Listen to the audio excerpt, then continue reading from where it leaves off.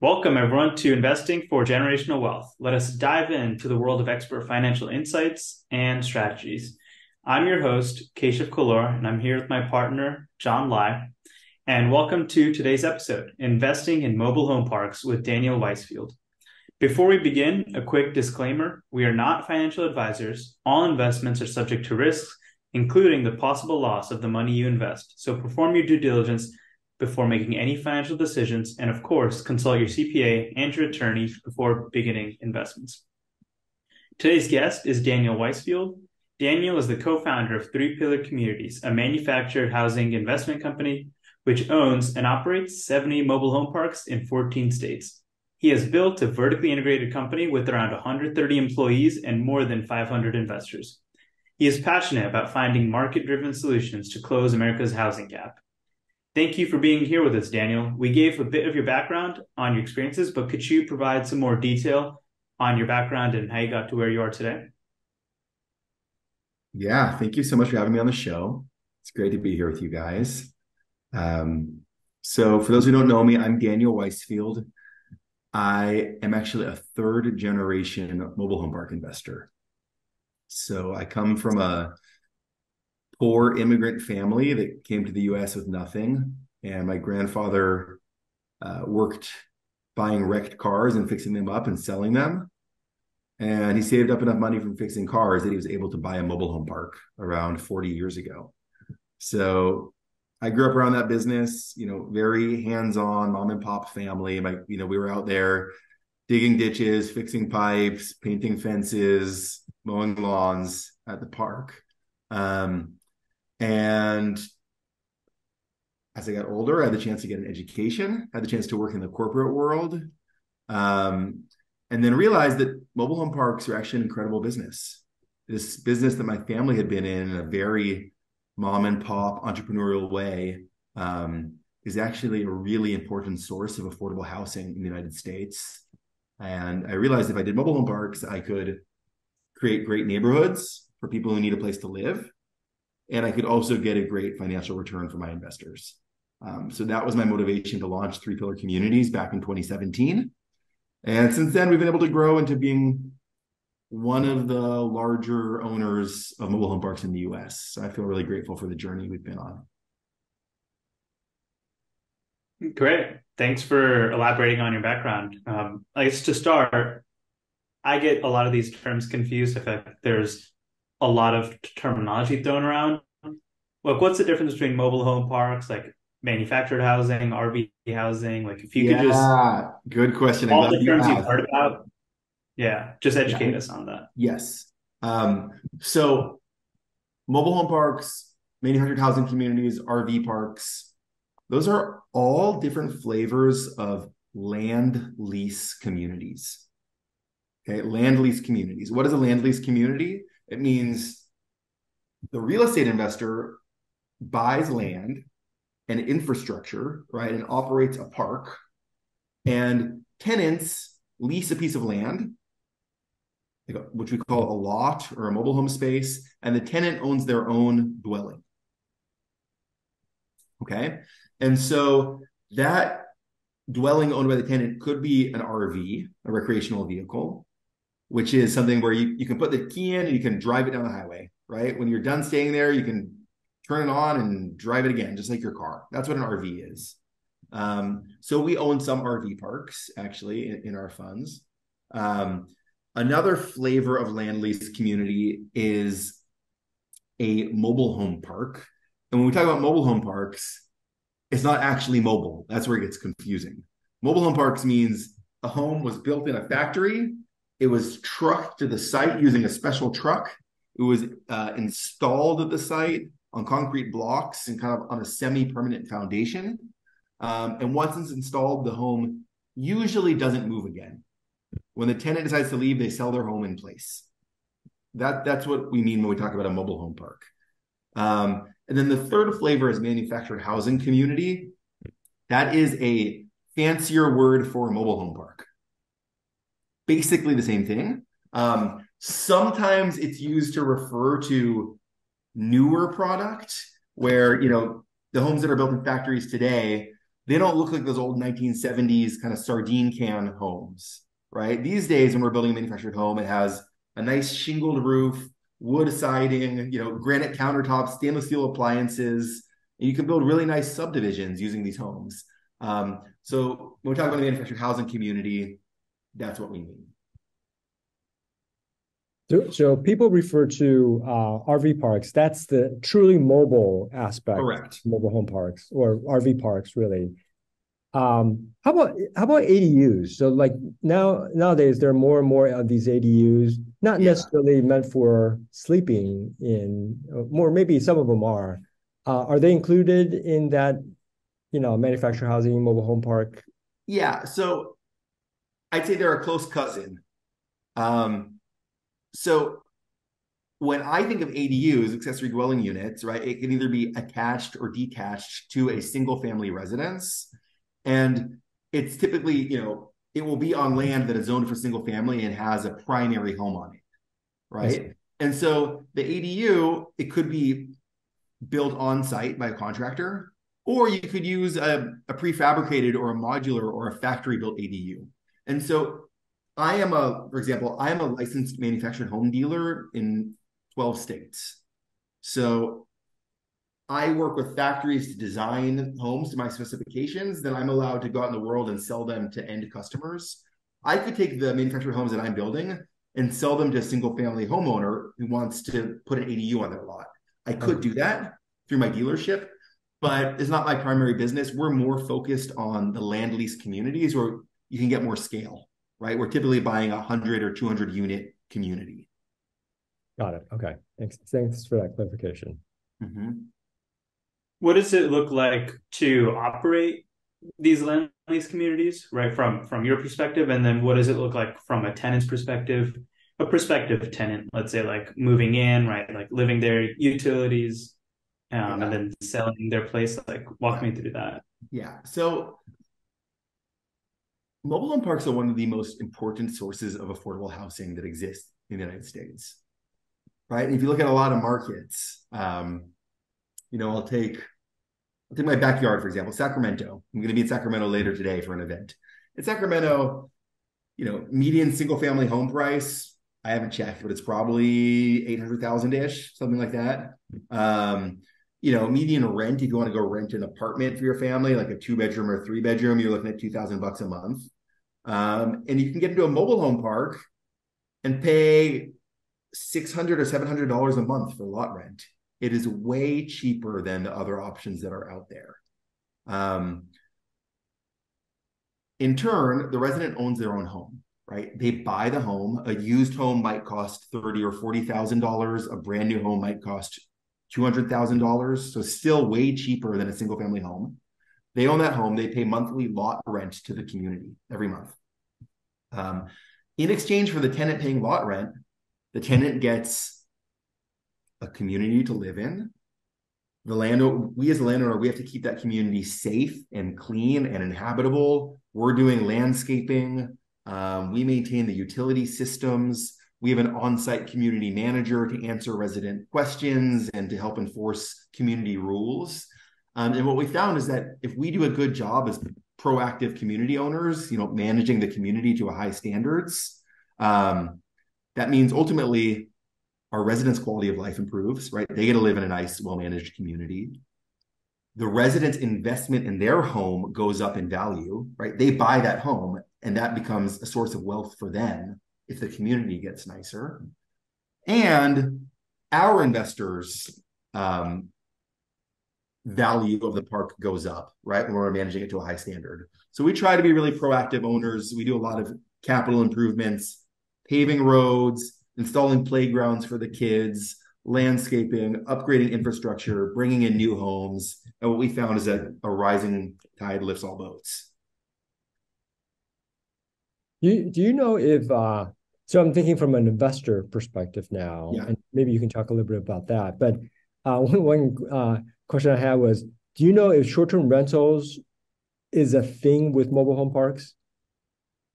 Okay, so it's a good question. I like where you're going with this. There are two flavors of that, right? So one flavor is within the recreational vehicle space. A lot of those are short term, right? There are certain parks that are hospitality focused, where a lot of the stays are nightlies and weeklies, right? Someone owns their RV, they come for 3 days or 5 days, and there's a lot of amenities and services, right? There's an on-site restaurant, there's a pool, there's mini golf, whatever it is. So that is a hospitality business, but that's catering to a person who already owns their own recreational vehicle. Now, separately, think about a manufactured housing community that's all permanently installed, 2 and 3 bedroom homes. We, as the park owner, typically we don't own the homes. Typically, we like to own the land and the tenants own their own homes. But we could set aside a certain number of homes that we keep ourselves that we could rent out long term or short term. And there are certain markets that we're in, like Bozeman, Montana, or outside Aspen, Colorado, where there's a lot of short-term housing demand and where we thought about kind of running Airbnbs in some of our park-owned homes. So it's possible we're thinking about it as kind of some ancillary revenue we might tap into. But for the most part, we are trying to provide long-term, financially attainable housing. Right. I like where you're going with this. I can see you're an outside-the-box thinker. Yeah. No, I'm thinking from an investor, maybe not an owner of a mobile home park, but now I'm like investing in a lot, just as if I were to rent an apartment in New York. And then I can't do it in New York anymore because of Airbnb, but somewhere else where Yes. I rent your lot, place a manufactured home on the lot, and then do that short-term rental. Yes. Okay. So it's possible. There's actually a whole world of people who do that. You can look up Lonnie Dealer mobile home parks, and basically it's a very accessible way to start investing in real estate. Right? You might work as a car mechanic or a teacher or a nurse, and you could save up $5, $7, $10,000 and buy yourself a used mobile home in a park. Yeah. Right? You pay lot rent every month to the park, $500, $600, and you can do what you want with the home. You could rent it out short term, you could rent it out long term, and make a profit. It depends. The park owner has to allow that kind of subleasing, but it is possible. Got it. Okay. That's great.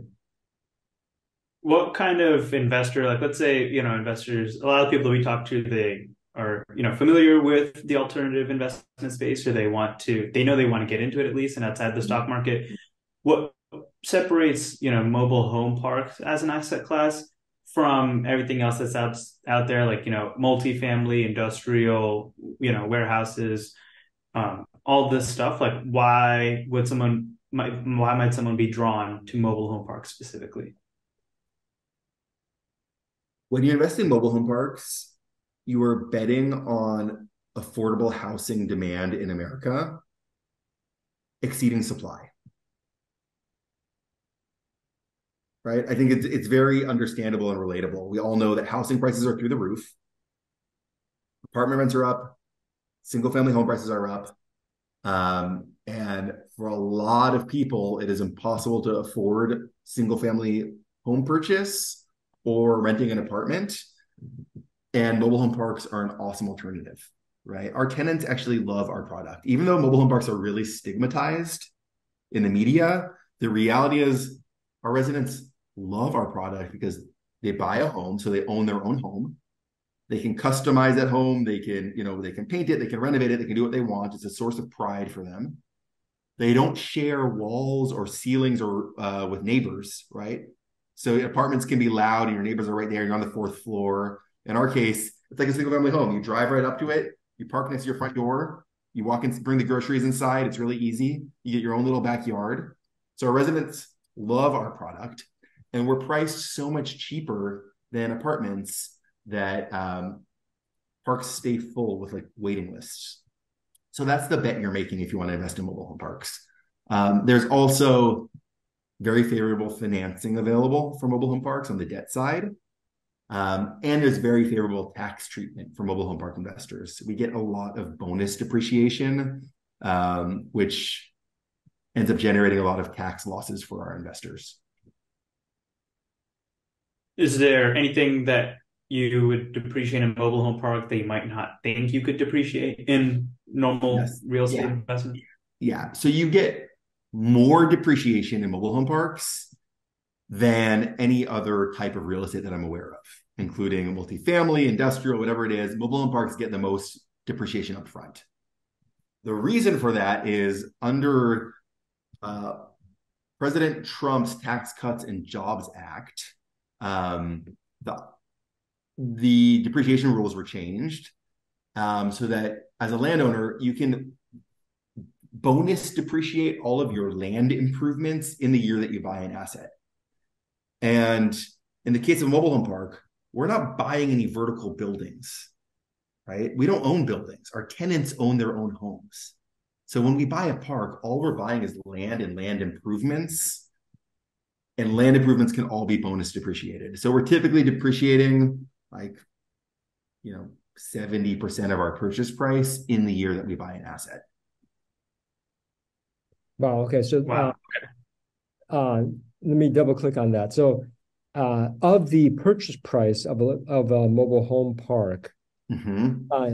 what I'm hearing is that a good 70% of that mobile home park consists of land improvements and not just the land itself. Yes. So, Okay. so like I'll walk you through the math. If I spend $10 million to buy a mobile home park, typically 10%, like $1 million, will be allocated to land, which you can't depreciate, and Mhm. roughly 90% would be land improvements, like $9 million. Yeah. It used to be the case that you could bonus depreciate 100% of the land improvements in the year of acquisition. We're now on a step down schedule where I think this year you can bonus depreciate, I believe, 70%. I don't quote me. My CFO knows. I don't know. So let's say we're now depreciating instead of $9 million. Let's say we're bonus depreciating $6 million in the year of acquisition. Now, keep in mind though that we bought the asset with leverage, so we probably put in $4 million of equity, and we got a loan for the rest. Yep. So what this boils down to is a $4 million equity investment, and we're getting roughly $6 million of year one depreciation. So you're getting roughly $1.50 of year one tax loss for every equity dollar that you invest into the deal. Like that. Are there I'd like to revisit the tax benefits in a little bit. Are there different classes? I mean, I would imagine there are different classes of mobile home parks, and like where's that sweet spot for you as an investor? Great question. Yes. So back in the day, there were guidebooks that would rank mobile home parks on a scale of 1 star to 5 stars. It was telling consumers, hey, stay at this one, right? It's got really clean bathrooms. And we've now tried to standardize that to be class A, class B, class C. So we can be like every other real estate asset class, right? Without this weird star system. And we are agnostic to quality. We own some gorgeous class A parks with ocean views and an indoor saltwater swimming pool. And we also own class C parks that are very much serving a workforce demographic. And on those parks, our goal is to provide safe, reliable housing that you can be proud to call home, right? We're not trying to build a swimming pool. We're not trying to charge, excessive lot rents. We're trying to provide high value to folks who are, in working class jobs. So we're willing to invest across the quality spectrum as long as we're getting an appropriate risk adjusted return. And frankly, I don't see the class C parks as being fundamentally much riskier than the class A parks. In either case, we have tenants who own their own homes, right? They made an investment to buy a home, which is in most cases not mobile, right? The home is basically a fixed asset. Yeah. So they've got skin in the game, right? They like the community. They bought the home because they want to be in the community, and they're going to pay lot rent every month, or else they run the risk of potentially having to move out and losing their home. Do you find that because like all things being equal, they seem like they're about the same, class A properties would have a higher ROI, or do you think because of various things happening, maybe there's higher turn in class A or whatever it might be, that it's about the same? So it is certainly the case that investors value Class A properties at a higher multiple, right? If there's two parks next to each other with the exact same cash flow, the Class A property will trade at a higher price, right? Because people kind of attribute this quality premium to the Class A asset. I'm not sure how fair that is. I think in many cases, Class are already kind of close to the ceiling. And in a lot of our Class C parks, like I'll give you an example. We spent $50 million and we bought 9 workforce mobile home parks in North Carolina and South Carolina. This was a few months ago. Columbia, South Carolina, which is the state capital, Greenville, South Carolina, Wilmington, North Carolina. These are secondary and tertiary markets with strong economic fundamentals. And a lot of the people in our parks they work in landscaping. They've got trucks. They might work in construction. Sometimes they work, in retail or food service. And, in-place rents when we bought those parks were like $350, $400 a month. And we've got a lot of room to move those rents, right? If those rents go up to $600, that's still high value for our customers. And if you look at it as a portion of their income, they can absolutely afford it, $600 a month. So I think in some cases there's more rental upside in the Class C parks. We don't have substantially more turnover. We don't have substantially more CapEx. So I'm kind of agnostic from an operating perspective, but the multiple perspective, you get more on the Class A. What do typical returns look like? A to B, A, B, and C. And I guess that would probably depend on business plans. I'll just answer it kind of for the asset class. So I would say, first of all, before talking about numbers, let it be known that you can get higher returns these days in multifamily and industrial than you can get by buying mobile home parks. So let me start with that. And there's kind of a myth that gets repeated a lot on the internet that mobile home parks are this undiscovered asset class, this super niche product type, and you can get outsized returns because there's no institutional investors there. And that is absolutely not true. The word is out on how well these assets perform. There is tons of institutional equity trying to buy United States mobile home parks. You have 3 publicly traded REITs. And if you think about any big private equity firm like Blackstone, Carlyle, Apollo, Singapore GIC, the Singapore Sovereign Wealth Fund, I could go on and on. They're all buying US mobile home parks. They perceive it as a very safe long-term investment. And so they're willing to pay high prices, right, and get relatively low yields to invest in these assets. So with that as a preface, we're typically expecting, let's say, between 10 and 18% levered IRR on these parks, depending on quality, location, risk.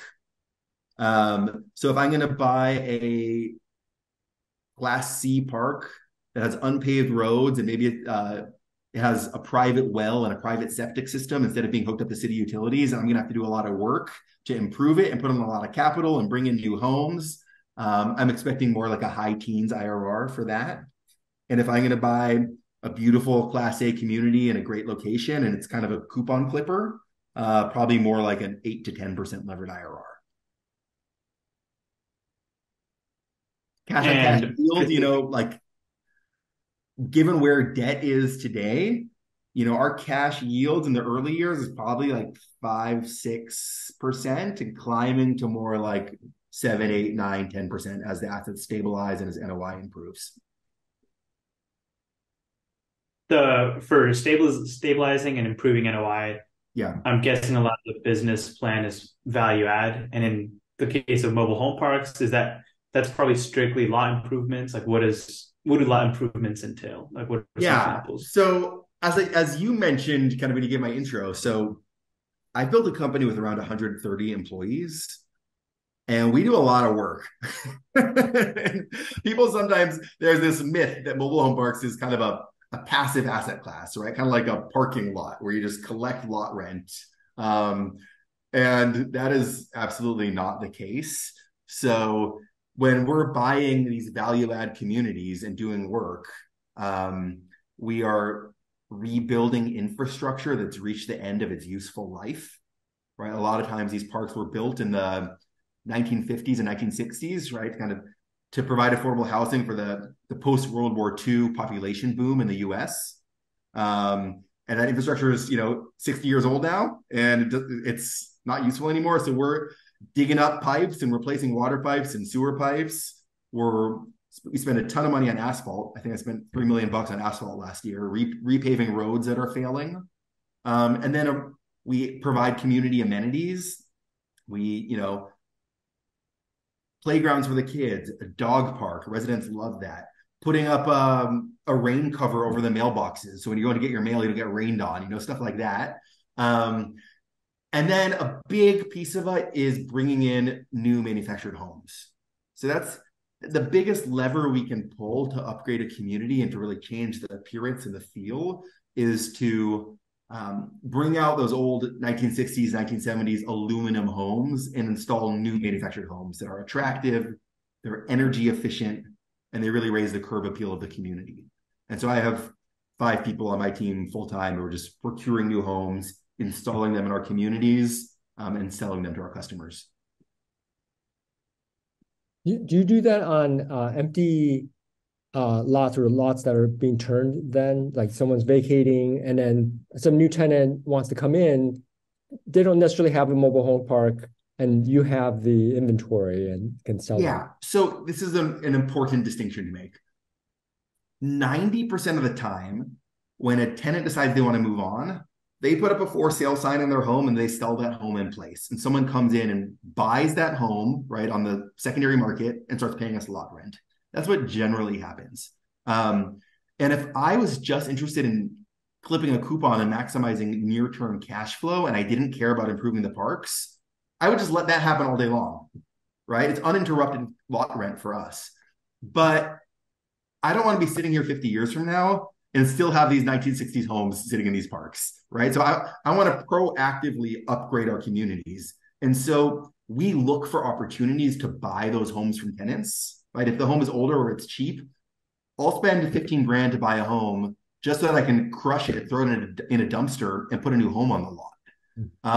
Or sometimes there's cases where an elderly tenant dies, they don't have any next of kin, right? We do a legal abandonment process. No one claims the home, and then we'll pull it out, put a new home in, that kind of thing. Yeah. We're also developing brand new manufactured housing communities on raw land. That's an exciting thing, and not many groups are doing it. You guys understand residential development because you're doing it yourselves, I understand, in Louisiana and other places. So like in Bozeman, Montana, we bought 90 acres. We're building a new 260 unit manufactured housing community, and that's all greenfield, right? So we're installing brand new homes on brand new lots.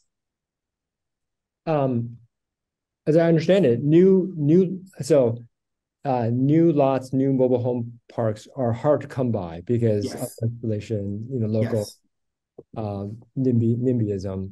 How much of that do you have to? I mean, how long is that process? And like, how possible is it to start a new park? Yes. So mobile home parks are the most stigmatized form of housing that exists in the United States. And you've seen very little development of new parks over the last 40 years because people don't want them in their backyard. The tide has started to turn in certain places. And the reason for that is communities are struggling with housing affordability as one of their most pressing issues, right? And like, hey, I'm raising my hand over here. I got a solution for you, right? And I'm not pitching something super innovative and hard. Like, I'm not trying to 3D print new houses. I'm saying, hey, like, I have a proven technology, it works, and I can get you attractive brand new homes into your community, 3 months from now that a factory can build them and sell them at a very affordable price point. Is that interesting for you? And some communities still say, heck no, it's a trailer, I don't want it. And other communities are like, yes, this is exactly what we need. You're going to help us solve our affordable housing problem. Oh, and by the way, we see the communities that you manage at 3 Pillar Communities. They're really nice. I love your clubhouse and your dog park and your pickleball courts and the fact that you're providing housing that teachers and nurses and firefighters can actually afford. Like, come do this. So in Bozeman, Montana, we got a really warm reception. We got unanimous approval from the county commissioners, and we got it approved a year after we closed on the land. And in Greenville, South Carolina, we got our entitlements approved in like 4 months. It was really quick. We also went to a community in Donnelly, Idaho, where people came out with pitchforks and shot us down, and we were unanimously rejected by the local commissioners. So we're trying to get smarter about where we pick our battles. So this is no, I was going to ask this for us, like in consideration of build to rent, like what is that line between build to rent, basically what we do, and mobile home parks? Because you know, in many ways, you have a manufactured home that you can just bring maybe from the warehouse and then have it installed on a particular lot, and you're just renting essentially the home. So what is that line? Is it primarily coding or is it something else? So if you are interested in the build to rent space, I think you should look at bringing in manufactured housing, and compare that to your cost of site built construction. Right. Especially if you're operating in the Southeast. I think you said your markets in Louisiana and Alabama. Is that right? Right. You know, yeah, we can bring in a 3-bedroom, 2-bath, single wide home. Call it 16 feet wide by 76 feet long. What is that? That's like 1,100 square feet, roughly. And that home might cost between $50,000 and $70,000 from the factory, depending on features. And once it's trucked and installed, you know, you might be $90,000 all in, right? So that your vertical construction piece, right, is you can get that done for 90 grand. And then the question is, what rents can you get for that relative to a site built home? And that's when you're dealing with product features and also product perception. And there are some places in the Southeast where people do not want to live in a trailer park, right? I'd say the Southeast is where mobile homes are probably the most stigmatized. And there are people who just won't want to do it, or they'll treat it differently, or they'll be willing to pay a lower price point if it is factory built. But in markets where we are, like in South Carolina, you know, we can rent new single wide homes for $1,200 to $1,400 all day long. So it's worth looking at. And let's wrap up with, what are some risks that investors, like especially new ones that are exploring mobile home parks, what should they consider outside of typical, I guess, real estate concerns about, you know, leasing, the economy, things like that? Yeah. Is it safe to assume that the investors you're talking about are folks who are thinking about investing with a sponsor like me, or is it folks who might even be looking out to go buy their own mobile home park? I would say investing with a sponsor. Let's start with that. I would say 2 things. First of all, do your homework on the sponsor. There are it's historically been a less institutional asset class, and so there are some really good groups out there, and there are some cowboys. And make sure you're, you know, partnering with the right people. In terms of risks, other risks, the 2 big ones I would say are regulatory risk and natural disaster risk. So regulatory risk, mobile home parks are kind of in the crosshairs, right? There are every few months I see a news story or an expose about a mobile home park owner who raised the rents, and the residents came out and complained about it. They said they couldn't afford it. And then you start getting regulations either at the state or local level around rent control in mobile home parks, or giving tenants first right of refusal to purchase parks. So that's something we're very attuned to. I'm involved in politics, and it's something you should think about as an investor when you're deciding where is the sponsor purchasing their parks, what markets are they operating in. And then secondly, natural disaster risk. I think this is true across the board for any type of real estate. This is becoming increasingly real, right? It used to just be, hey, there's occasionally some hurricanes in Florida, but now there's wildfires in California. In Oregon, one of our parks had to clear out because of wildfire. Even in Washington, pretty close to Seattle, in areas that are pretty urban, we had real wildfire risk. We're thinking about drought risk in the California Central Valley.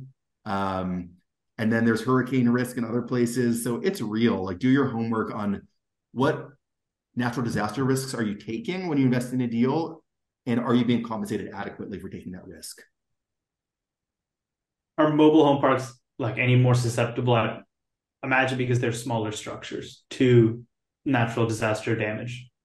So there is a big misconception around that, because anytime there's a hurricane, what the news groups cover is they send the newscaster to the mobile home park and they show the mobile home that had its roof ripped off, and that's what you see on the news. So there's this huge misconception that like mobile home parks are like a magnet for hurricanes and that we get hit worse than the single family community right next door. And the reality is homes that were built before 1976 are probably more susceptible to hurricane damage. Since 1976, there's been a federal code through the Federal Housing Department, HUD, which actually builds these homes really strong and mandates that you strap them down to the ground.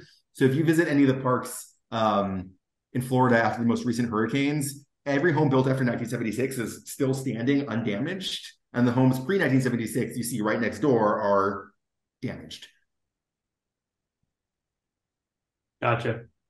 Okay. Well, with that, let's hit some of the questions that we'd like to ask every one of our guest speakers. Number one, along your journey, right, from growing up in the industry to where you are now, what are some of the failures that you experienced along the way? Countless. Too many to say here, but I will say we definitely overpaid for deals.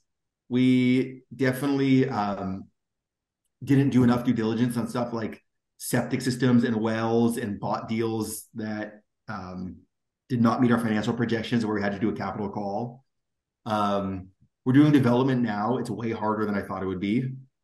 Like our Bozeman development project that I mentioned is like 5% of our AUM and probably 90% of my brain damage. It's really hard. We hired the wrong people who made mistakes. We didn't supervise them closely enough and had to deal with the fallout of that. So many things. Okay. If you were to go back 10, maybe even 20 years, what's some advice you'd give to your younger self?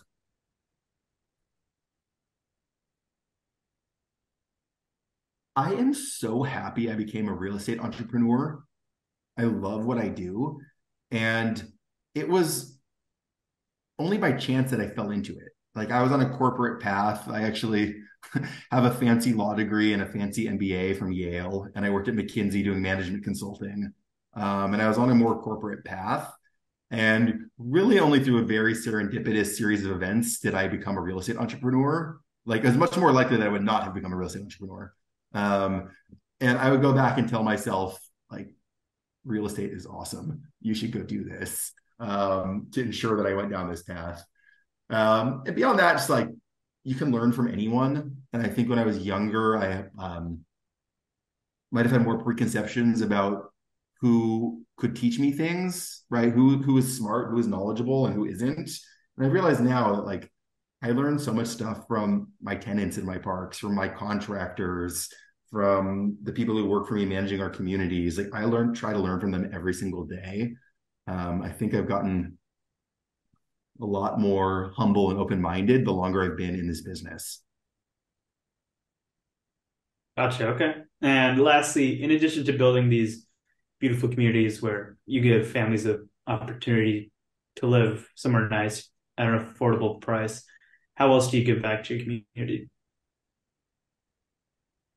Tons of ways. So we do a lot within our business: school supplies for kids, tutoring, community gardens. I'm starting a scholarship program. So there's a lot we do within the business. And then personally, as a Jewish person, I believe in giving a percentage of my wealth to charity. And so the stuff that I'm really excited about supporting is supporting vulnerable women and kids, supporting art and imagination among young people, and protecting wilderness. That's stuff that really is important for me. And I also want to preserve the American dream. I really believe that capitalism, when done appropriately, is our best hope. And I want to keep that alive and make sure that young people in our next generation also sees capitalism as something positive and not as a dirty word. Yeah. Okay, great. Well, thank you very much for that great talk, Daniel. We learned a lot about investing in mobile home parks. And if you want to learn more, feel free to reach out to Daniel at the word three, pillar, Pillar, communities.com. We'll include his contact information in the description of this podcast as well. And some of the big, takeaways we learned were about the different types of land lease communities and how mobile home parks is just one of the subcategories. How, the competition you face in mobile home parks with institutional players, but the fact that our country needs it now more than ever, right?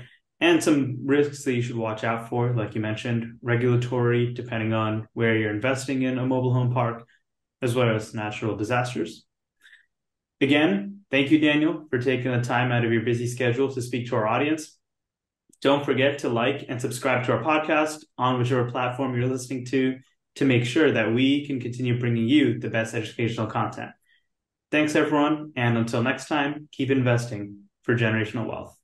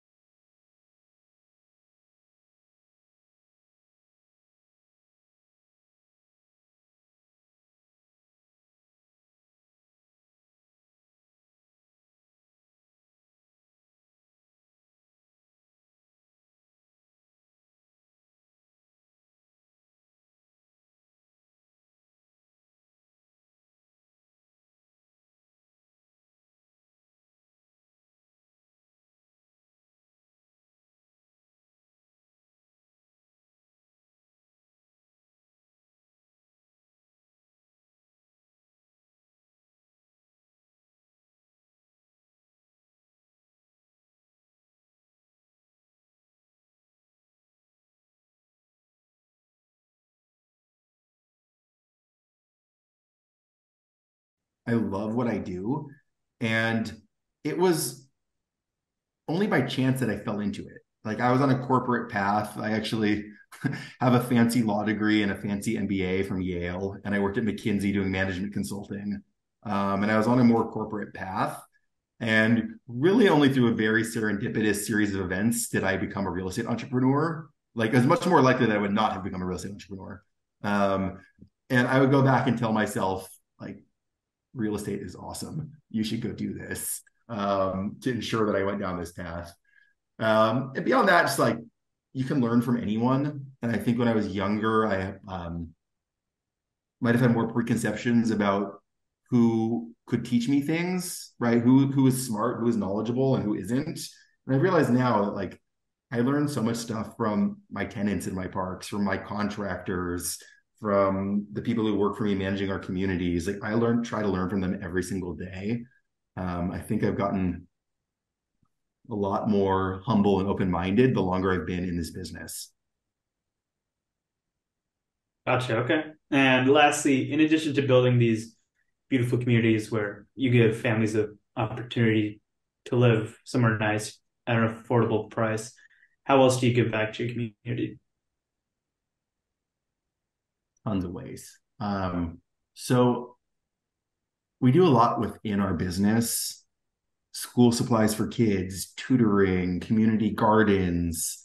I'm starting a scholarship program. So there's a lot we do within the business. And then personally, as a Jewish person, I believe in giving a percentage of my wealth to charity. And so the stuff that I'm really excited about supporting is supporting vulnerable women and kids, supporting art and imagination among young people, and protecting wilderness. That's stuff that really is important for me. And I also want to preserve the American dream. I really believe that capitalism, when done appropriately, is our best hope. And I want to keep that alive and make sure that young people in our next generation also sees capitalism as something positive and not as a dirty word. Yeah.